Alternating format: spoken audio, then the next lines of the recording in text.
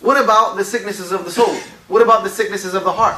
What about the sicknesses that if you allow them to persist and you don't take care of them, will lead you to Jahannam? In Surah Shura, Allah says, no one will be saved on the Day of Judgment except someone who comes to Allah with a clean heart. But the Prophet ﷺ said that Iman wears out in the heart the same way your clothes wear out when you wear them. He said Iman rises and falls. Iman rises and falls. But the thing is that Iman is like a muscle. You have to work at it. But the moment you abandon working out at it, it just turns into jelly once again. So we have to understand that concept. And your friends are off the deen. They don't have Islam. They don't have Iman. They're talking about this, that, and the third. Then this will cause you to have weakness of Iman. The Prophet ﷺ said, you are the deen of your close companion. You're the deen of your close companion. Whoever your closest companion is, look at their deen, because that's your deen. I've always said this, that your companions, you're either giving them da'wah or you're getting da'wah from them. You have to decide which one it is. Also sitting in the circles of knowledge.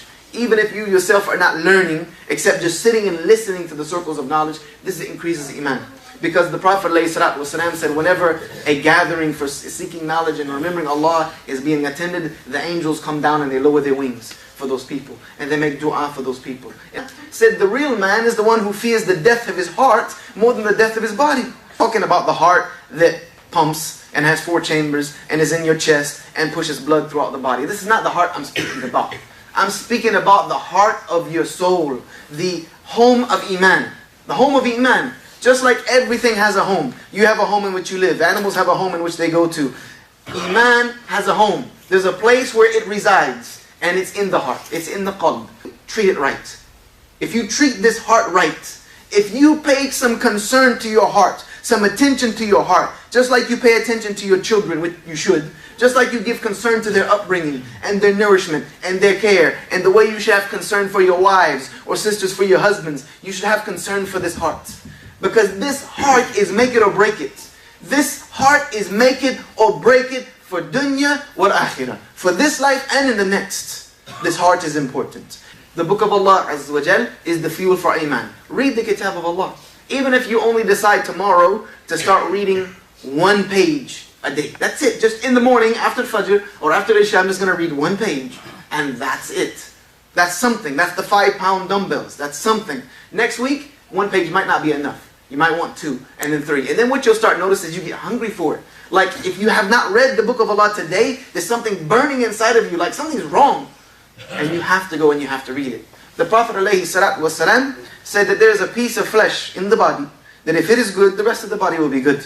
But if it is bad, the rest of the body will be bad. And indeed, that piece of flesh is the qalb. For instance, if your home is not an environment that nurtures Iman, your Iman is going to get weak. If you go home and all at home is on the TV and the music and the PlayStation and the games, and all you're doing is joking about and chatting about politics and this and that and the other, there's no time to remember Allah. There's nothing that reminds you of Allah. There's nothing that brings you back to the remembrance of death or akhirah or anything of that nature, then the Iman is going to get weak. And your home might be the blame for it. Being away from an environment that nurtures Iman. For instance, staying away from the masjid for too long will cause you to have weakness of Iman. Once a week is not enough. Once a week is not really enough for you. Not in these times. I mean, just look at the world around us, man. These times are once a week is not enough. Salam said, whoever is the slave of the dinar and the dirham, he's doomed. Whoever is the slave to money, they're doomed. So when you become a slave to this world, instead of being a slave to Allah, then you will be doomed. Not own anything in this world, but it's that nothing in this world owns you. It's nothing owns you. It's not that you don't have to have good things. You can have good things. If you have money and Allah has blessed you with money, tabarakallah. If you like nice clothes, tabarakallah. The Prophet ﷺ said, Allah is beautiful, He loves beauty. No problem.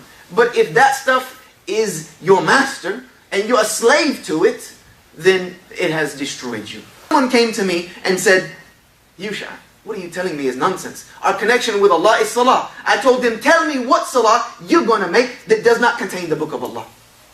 If you're telling me that salah is the connection between us and Allah Azza wa Jal, as the Prophet ﷺ on his deathbed said, as-salah, as-salah, as-salah, then tell me what salah you're going to make that doesn't have the book of Allah in it. If the soul is sick, if the heart is sick, and it is full with disease, then the health of the body can't help it. And we should know more about the causes and remedies for the sicknesses of the heart and soul than we should of the body. Seeking knowledge, because we're running out of time. Seeking knowledge. Seeking knowledge increases iman. Because Allah subhanahu wa ta'ala says in the Qur'an, the only ones who fear me are the ulama, the people who have knowledge. The people who have knowledge are the people who fear me. And the most prominent thing that causes us to suffer from weakness of iman is being away from the book of Allah. Being away from the book of Allah, the kitab of Allah, the kalam of Allah. Being away from the words of Allah Azza wa Jal, and not having them as an important part of your life, and not placing the book of Allah as an important aspect of your life, and abandoning the sunnah of the Prophet ﷺ, not following the way or the traditions of the greatest man that has ever walked the face of this globe. This is the number one cause for weakness of iman. Because your iman is resting upon your head, your brain. And your brain is not a sufficient fuel for iman. Your mind is not a sufficient fuel for iman. The fuel for iman is dhikrullah, the remembrance of Allah. And we know that the kitab of Allah is the main source to remember Allah subhanahu wa ta'ala by that which He has revealed about Himself. So we have to understand that being away from the book of Allah and the sunnah of the Prophet ﷺ is going to cause us to have weak iman. It's like driving a car in a desert with no gas station anywhere. The gas is going to eventually run out. You're going to run out and you're going to be walking. The same way with the iman. If you don't connect it to the book of Allah and the sunnah of the Prophet ﷺ, it's eventually going to run out and you're going to be walking in darkness. It's just the reality. Prophet ﷺ, they're valid.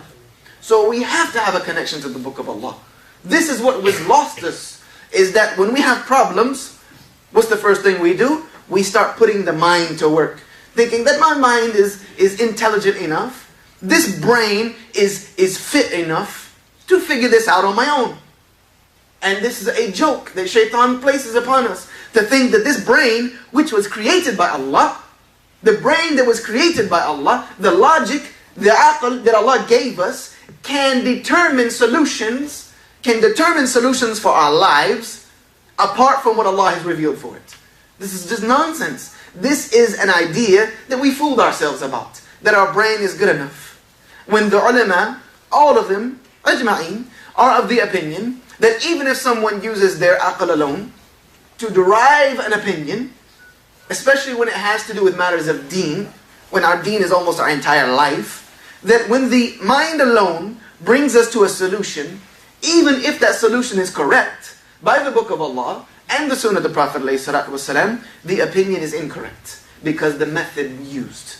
Because if you allow the mind to have a free reign, you end up in all of these deviations. Like these Muslims who have followed in the footsteps of the philosophers and all of these crazy ideas that they come up with, and these deviated sects that say all these weird things about Allah, all these weird things about the Prophet ﷺ, that he's unseen, he was created from the nur. All this nonsense is all from conjecture that the mind is made up.